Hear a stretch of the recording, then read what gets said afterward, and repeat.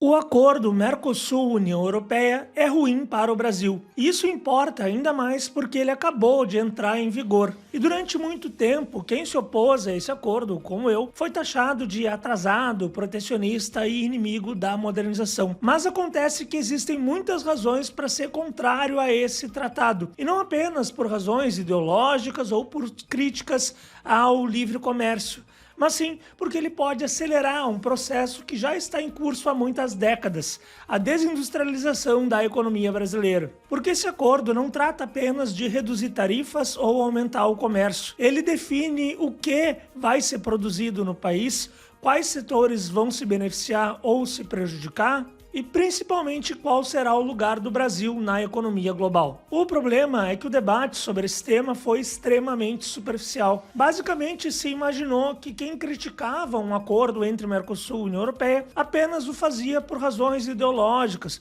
como se necessariamente fosse uma questão de protecionismo. O problema dessa visão é pensar que comércio por si só é algo positivo, só que acordos dessa natureza jamais são neutros e podem ter consequências que, na prática, acabam favorecendo a regressão produtiva de um país como o Brasil. Eu sou Ricardo Leães, professor e pesquisador de Relações Internacionais, e hoje eu vou te contar por que o acordo entre Mercosul e União Europeia é ruim para o Brasil.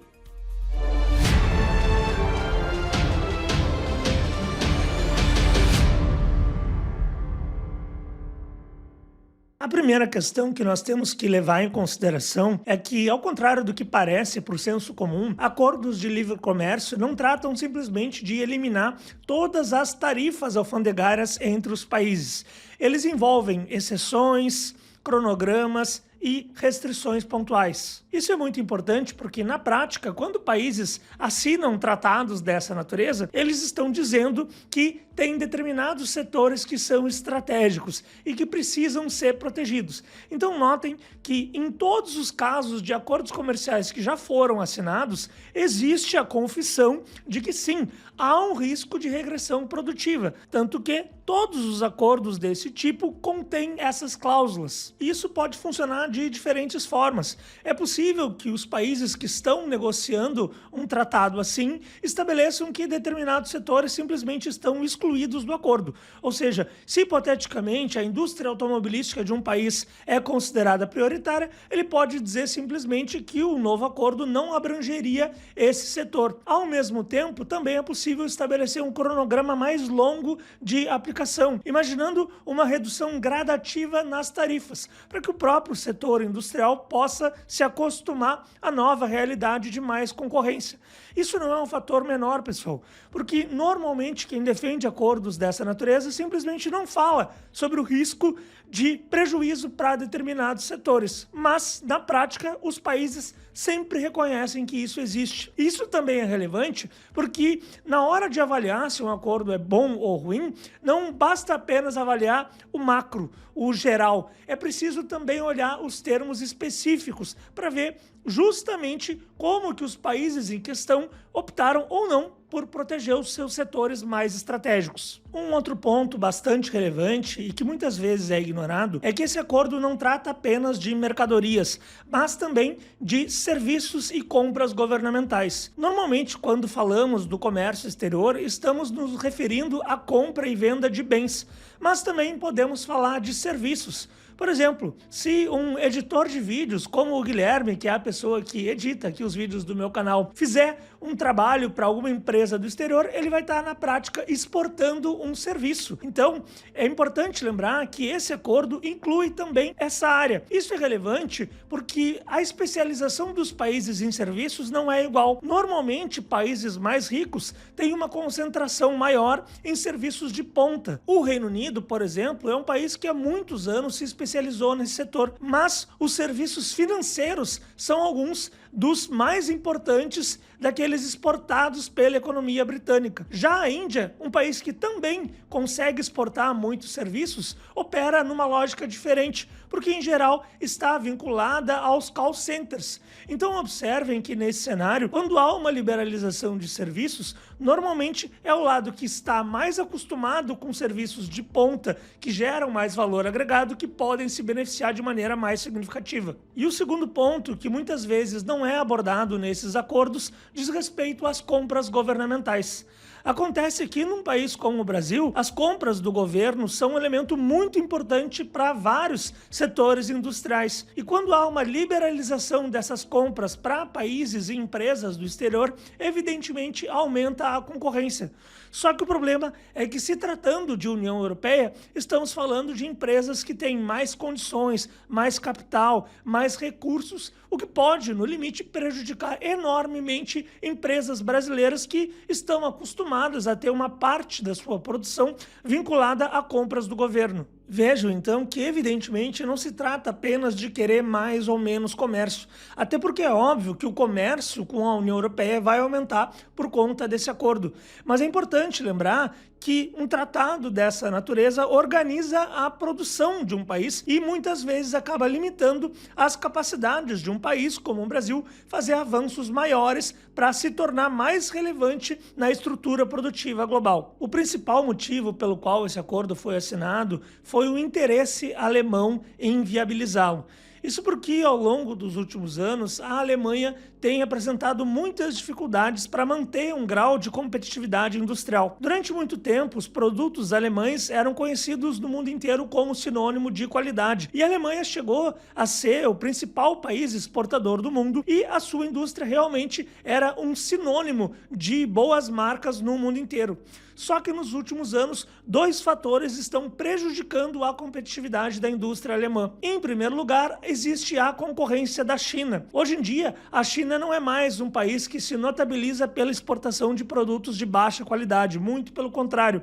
O avanço industrial chinês, um tema que eu já abordei em várias oportunidades aqui no canal, faz com que muitas marcas da China hoje em dia concorram em pé de igualdade com empresas ocidentais, o que era inimaginável há 20 ou 30 anos atrás. Então observem que hoje em dia as relações entre China e Alemanha se tornaram não mais complementares, mas também competitivas, uma vez que as empresas chinesas conseguem efetivamente colocar em risco as vendas das empresas alemãs. E o segundo fator que prejudicou enormemente a indústria alemã é a perda do gás barato da Rússia, também um tema que eu já abordei aqui no canal. Durante muito tempo, a indústria alemã se viciou no gás natural que vinha por gasodutos oriundos da Rússia. Isso é muito importante porque um dos principais custos para várias indústrias é a energia. Em determinados casos, estamos falando em até 30% dos custos de alguns setores.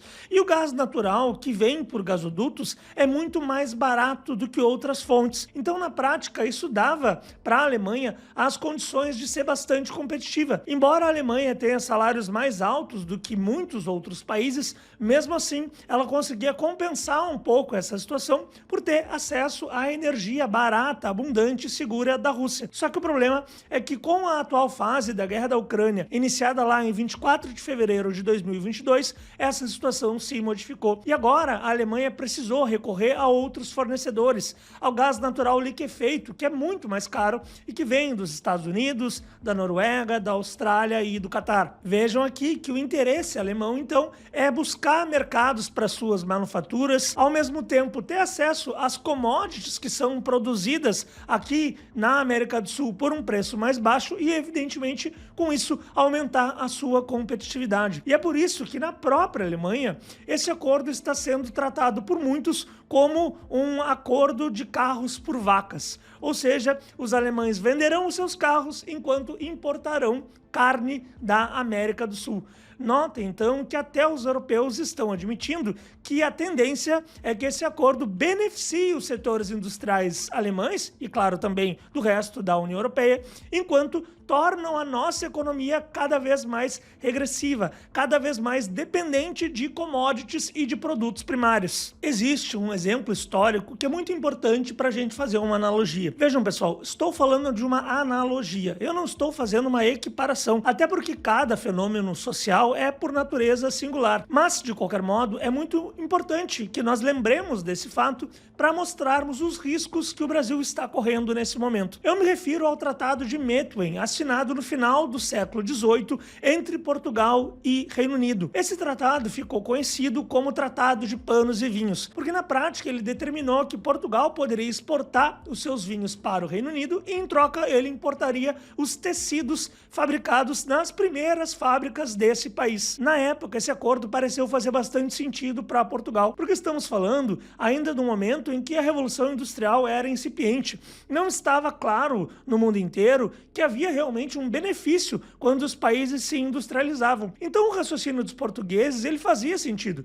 A ideia era que, se eles se focassem em produzir vinhos, eles conseguiriam baixar os custos dessa produção e vender mais. E, ao mesmo tempo, eles teriam mais tecidos importados dos britânicos. Só que o problema é que eles não dimensionaram corretamente o peso da indústria. E vejam que não se tratou de ingenuidade nem de burrice. Era a realidade na época. Mas o fato concreto é que esse tratado serviu para atrasar o processo de desenvolvimento industrial e tecnológico de Portugal, enquanto beneficiou enormemente o Reino Unido. Diante desse exemplo, a principal pergunta que nós temos que fazer sobre o acordo Mercosul-União Europeia é justamente essa. Será que ele ajuda a aumentar a complexidade produtiva e industrial da economia brasileira, ou será que ele vai ser um novo tratado de Methuen, um novo momento em que permite que o Brasil se desindustrialize ainda mais? E todas as vezes que eu faço essa pergunta, é muito comum que algumas pessoas tentem argumentar que a indústria já não teria mais o mesmo peso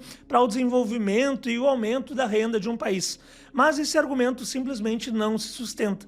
E eu vou trazer aqui alguns exemplos que muitas vezes são utilizados por pessoas para justificar essa tese, para mostrar como ela está incompleta e, no limite, não serve para abarcar a realidade da economia brasileira. O primeiro exemplo que muitas vezes é utilizado é o da Suíça. Eu confesso que eu nem sei por que as pessoas falam na Suíça como realmente um modelo de um país que não é industrial, porque essa não é a realidade. A Suíça sempre foi muito forte em termos industriais, na química fina, na farmacêutica, nas máquinas de precisão. Não é à toa que o relógio suíço é conhecido há muito tempo como um sinônimo de qualidade. Então, sim, é verdade que a Suíça tem um setor de serviços financeiros muito desenvolvido, mas ele não está deslocado da realidade produtiva do país. O fato de que a Suíça é um país pequeno e que consegue exportar uma enorme quantidade de mercadorias também ajuda para que sobre capital, para que os seus bancos também consigam ser fortes. Então esse exemplo para mim não faz sentido nenhum e de forma alguma desmonta a tese da importância da indústria no século XXI.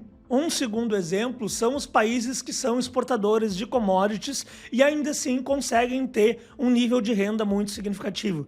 Se destaca, por exemplo, o Canadá e a Austrália, que realmente são países que exportam muitas commodities e que conseguem ter esse nível de desenvolvimento. Mas notem que essa história está incompleta.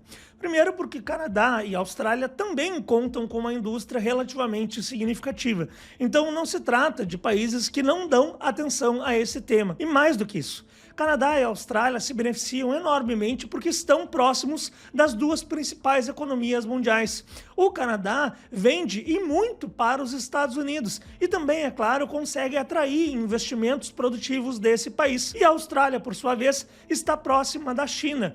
Desde os anos 80, se criou um circuito muito favorável entre a industrialização chinesa e as commodities da Austrália, de modo que o país da Oceania conseguiu manter taxas elevadas de crescimento, muito pelos seus vínculos com a China. Outros exemplos também utilizados são das petromonarquias do Golfo Pérsico, Arábia Saudita, Bahrein, Kuwait, Catar, Omã, enfim. Só que essa realidade simplesmente não diz respeito ao Brasil. Primeiro porque esses países têm uma população muito pequena. Então, lembrem que eles exportam uma grande quantidade de hidrocarbonetos em relação à sua população. O Brasil, hoje em dia, já produz mais petróleo do que os Emirados Árabes Unidos. Só que a população brasileira é muitas vezes maior do que a dos Emirados Árabes Unidos. Então, Para o Brasil conseguir ter o mesmo nível de sucesso econômico apenas vendendo commodities, ele teria que ter uma quantidade muito maior do que é possível de se encontrar. Pensem, por exemplo, que a Arábia Saudita é um país que tem uma população de mais ou menos 1/5 do tamanho da população brasileira, mas que exporta o dobro do que o Brasil exporta. Isso porque o Brasil está exportando cada vez mais agora. Porque se a gente comparar em termos históricos, a diferença entre a Arábia Saudita e o Brasil é cada vez maior. Então, esse exemplo, na prática, ele não funciona. Realmente, para um país muito pequeno, com pouca população e grande quantidade de recursos energéticos, sim, é possível enriquecer apenas por meio de commodities, pelo menos enquanto durar essa relação. Mas, em médio e longo prazo, ainda assim, esses países têm buscado formas de melhorar a sua condição, de avançar em outros setores econômicos, porque eles sabem que, no limite, o petróleo não vai durar para sempre e que eles precisarão ter outras fontes de receita. Um outro ponto que muitas vezes também é abordado é um benefício que cidades teriam com o desenvolvimento do agro. Uma vez até no Twitter eu escrevi um texto falando sobre como o acordo Mercosul e União Europeia era negativo para os interesses brasileiros, e um rapaz que mora em Goiânia disse que, embora se trate de um centro urbano, Goiânia mudou muito a sua realidade com o desenvolvimento do agro no estado de Goiás. E, honestamente, eu não sei se isso é verdade ou não, mas aqui, pelo bem do argumento, vamos dizer que sim. De fato, é possível que um centro urbano se beneficie também de avanços que ocorrem no interior por meio do agro.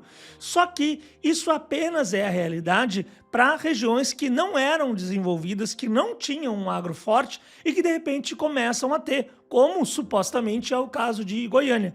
Agora imaginem o caso de Porto Alegre, que é a cidade onde eu moro. Aqui no Rio Grande do Sul, o agro já é forte há muito tempo e ele simplesmente não tem mais como avançar em termos de área, em termos extensivos. Ele apenas pode ter ganhos de produtividade. Então, em que medida que um novo avanço do agro no Brasil beneficiaria uma cidade como Porto Alegre, por exemplo? Então observem que aqui não se trata de dizer que o crescimento do agro não possa ter benefícios econômicos, mas sim que a indústria é capaz de encadear desenvolvimento de uma forma muito mais significativa do que esse setor. Algumas pessoas que defendem o acordo Mercosul e União Europeia argumentam que talvez ele ajude o Brasil e outros países da região a receber investimentos produtivos dos países europeus. Aqui é importante porque essa crítica é mais sofisticada. Vejam que essas pessoas concordam com a necessidade de desenvolvimento industrial. Elas não pensam que o Brasil vai enriquecer apenas exportando commodities, mas argumentam que acordos comerciais com países mais ricos seriam uma forma de acelerar o processo de industrialização no Brasil. E aqui eu preciso ser muito honesto com vocês. Do ponto de vista teórico, é possível que isso aconteça. E de fato, se nós observarmos essa realidade, sem dúvida haverá consequências positivas para a economia brasileira. Eu vou dar aqui para vocês um exemplo. Imaginem, por exemplo, que empresas do setor farmacêutico, como eu mencionei mais cedo, viessem para o Brasil e instalassem centros de produção e pesquisa. Isso certamente teria benefícios para a sofisticação produtiva do Brasil, porque isso não significa apenas construir e operar fábricas, mas também contratar profissionais de qualidade, farmacêuticos, químicos, engenheiros, pesquisadores. Notem, então, que haveria também um incentivo para o desenvolvimento científico no Brasil, beneficiando universidades e centros de pesquisas, que certamente atuariam em conjunto com essas empresas. Então seria possível, inclusive, um cenário em que essas universidades e centros de pesquisas tivessem mais recursos para conduzir as suas pesquisas, pudessem contratar mais pesquisadores, ter mais bolsas, fazer mais viagens para o exterior. Então, de fato, seria um benefício grande nessa área. E mais do que isso, a indústria farmacêutica depende também de uma cadeia industrial enorme. Ela puxa a indústria química fina, que fornece insumos, ela puxa a indústria de máquinas de precisão e ela também puxa vários serviços, como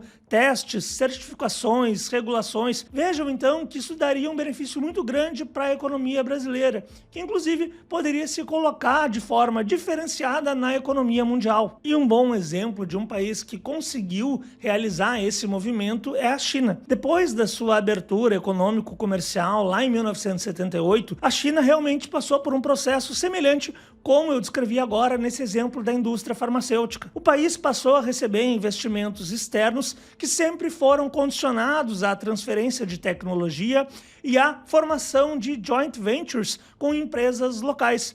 De modo que, efetivamente, se a indústria automobilística chinesa é o que é, sem dúvida, o fato de, anteriormente, a China ter recebido investimentos na indústria automotiva é um dos motivos que ajudou o país a se beneficiar a esse ponto. Mas observem que isso não acontece por acaso. O desenvolvimento chinês não aconteceu apenas porque houve esses investimentos estrangeiros, mas sim porque houve uma determinação clara do governo do país para que esses investimentos fossem encadeados com empresas locais. Ou seja, não se trata apenas de receber investimentos de fora, mesmo que estejamos falando de empresas de alto valor tecnológico, mas sim é preciso que haja um esforço, um programa nacional para que esses investimentos sejam recebidos e aproveitados dentro de um país. E se a China é considerada um exemplo positivo desse processo, o México oferece uma situação um pouco diferente. Desde a criação do NAFTA, lá em 1994, o México sim recebeu muitos investimentos produtivos dos Estados Unidos. Inclusive, passou a ter no setor industrial a principal fonte das suas exportações. Só que acontece que a realidade do México foi completamente diferente. Nesse país não houve transferência de tecnologia e formação de joint ventures nessa escala. Muito pelo contrário. As indústrias que se instalaram no México eram empresas estadunidenses que apenas maquiavam, que apenas montavam os produtos e utilizavam o México como plataforma de exportação para os Estados Unidos.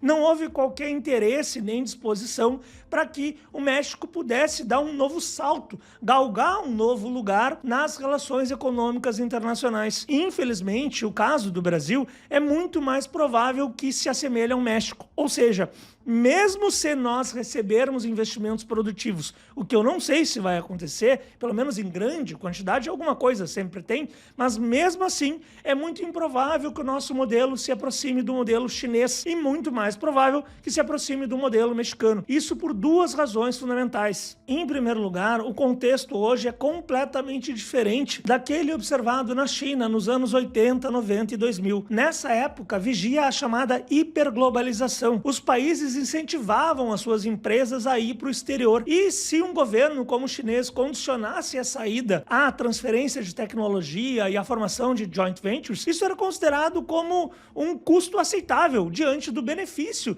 que era ter acesso ao mercado chinês. Só que o contexto agora é outro, completamente diferente. Vivemos em um mundo muito mais tumultuado do ponto de vista geopolítico. A economia global está crescendo cada vez menos e há um desincentivo dos governos na Europa e em outros países para que as suas empresas saiam do seu país. Vocês acham honestamente que os alemães estariam falando que esse acordo é de carros por vacas se eles estivessem imaginando que as suas indústrias estariam saindo da Alemanha e vindo para o Brasil, transferindo tecnologia e conhecimento para o nosso país? É óbvio que não. Eles estão imaginando um cenário em que as suas indústrias permaneçam na Alemanha e que não haja a criação de um novo concorrente. Porque seria exatamente isso. A Alemanha já tem um exemplo negativo na sua história. Ela viu que ela conseguiu criar um concorrente ao transferir tecnologia para a China. E é óbvio que ela não quer fazer o mesmo com o Brasil. E o segundo motivo pelo qual eu considero muito improvável esse cenário de desenvolvimento industrial no Brasil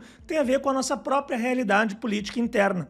Como vocês muito bem sabem, o Brasil está dividido, polarizado entre dois blocos, o lulismo e o bolsonarismo. E nenhum deles, até o momento, se mostrou minimamente interessado num processo mais profundo de reindustrialização. O bolsonarismo é fácil de explicar o porquê não. Os bolsonaristas têm uma visão muito mais de livre comércio. Então, de considerar que, na verdade, essas preocupações são desnecessárias e inadequadas. Tanto que o ministro da Economia no governo de Jair Bolsonaro era Paulo Guedes, alguém que jamais falava sobre a reindustrialização. Já no caso do lulismo, a situação é um pouco diferente. É preciso reconhecer que, pelo menos do ponto discursivo, se fala sobre a necessidade de reindustrializar o país. E mais do que isso, houve sim algumas iniciativas com o objetivo de ajudar ajudar esse processo de reindustrialização, dando crédito mais barato, facilitando a compra de máquinas para as empresas que estavam defasadas e realmente buscando novos mercados para o país. Só que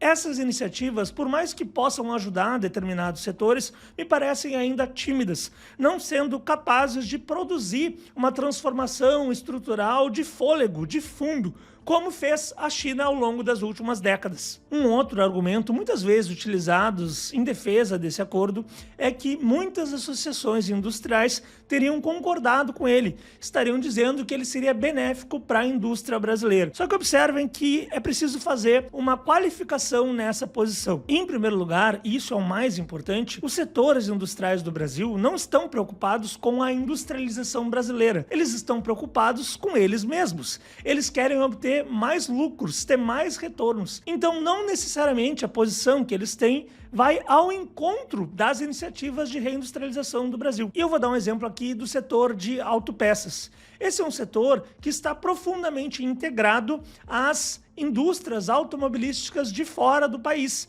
que chegaram já há muitas décadas no Brasil. Só que observem que esse setor ele funciona como um fornecedor para uma cadeia mais ampla. E eles não estão preocupados se essas montadoras são brasileiras ou se elas são alemãs, francesas, estadunidenses ou sul-coreanas. O que eles querem, em última instância, é vender e vender mais. Então, esse é um setor que sempre defendeu que o Brasil fosse aberto para as montadoras de fora, mas eles jamais se preocuparam que houvesse um movimento semelhante ao que fez a China. Eles nunca pediram por transferência de tecnologia ou pelo estabelecimento de joint ventures, porque não é essa a preocupação deles. O objetivo deles é auferir mais lucros, ou seja, eles têm uma percepção de curto prazo, não é uma percepção estratégica de interesse nacional. Então sim, é plenamente possível que determinados setores industriais sejam favoráveis a um acordo que vai reforçar a desindustrialização do Brasil, desde que eles pensem que eles sairão protegidos. E aí nós chegamos a um segundo motivo. Quem disse que eles estão fazendo a avaliação correta? Não é porque eles sabem como conduzir os seus negócios no atual estado de coisas que eles são capazes de prever todos os efeitos desse acordo. É claro que existem algumas estimativas, mas na prática a situação sempre acaba se modificando à medida que os acontecimentos vão se desenrolando. Então, talvez eles inclusive estejam errados nesse ponto. De modo que o argumento de que, bom, se a Fiesp está defendendo esse acordo é porque ele é bom para a indústria, não se sustenta. Porque, primeiro, eles não estão preocupados com um processo maior de reindustrialização e, segundo, eles podem estar fazendo um cálculo equivocado. Vejam, pessoal, que as críticas que eu faço a esse acordo não são uma defesa à crítica do protecionismo. Não é a ideia de que se o Brasil simplesmente aumentar as suas tarifas alfandegárias, vai imediatamente reforçar um processo de industrialização. Muito pelo contrário, não é isso que eu considero. A grande questão aqui é que nós já estamos há muito tempo lidando com um processo de desindustrialização e a indústria segue fundamental para a criação de empregos e mais de empregos de qualidade no nosso país. Além disso, temos muitos jovens que se formam em cursos mais técnicos e que não conseguem achar emprego justamente porque a nossa economia não está criando esses postos de trabalho para os setores que eles se especializaram. Então nós precisamos sim pensar numa estratégia de reindustrialização. E essa estratégia pode envolver acordos comerciais. Não é que necessariamente os acordos comerciais sejam ruins. A grande questão é ter clareza de que esse tratado contenha cláusulas necessárias para nos beneficiar e para proteger os setores que ainda não têm condições de concorrer com o exterior. Vejam, eu não quero aqui que a nossa indústria seja protegida para sempre. É óbvio que se isso acontecer, nós vamos ficar com produtos de baixa qualidade. É preciso sim aumentar o grau de exposição da nossa indústria para ela se tornar mais competitiva. Só que isso precisa ser feito de forma estratégica, não do dia para a noite. E mesmo que sim, haja um prazo para o estabelecimento desse acordo, eu não vejo até o momento sinais que deem conta de que o Brasil efetivamente criou mecanismos para incentivar os europeus a investirem no nosso país e mais do que isso, para que esses investimentos envolvam transferência de tecnologia e que permitam que as nossas indústrias se tornem mais competitivas também. Bom, pessoal, esse então foi o vídeo de hoje. Como sempre, agradeço a todos vocês que chegaram até o final. Peço gentilmente que quem ainda não é inscrito e não ativou o sininho de notificações que o façam. E se gostaram desse conteúdo, deem like e façam comentários. Assim, a plataforma identifica que o conteúdo que eu produzo aqui é de qualidade e segue distribuindo os próximos vídeos tanto para vocês quanto para os demais interessados em temas de relações internacionais.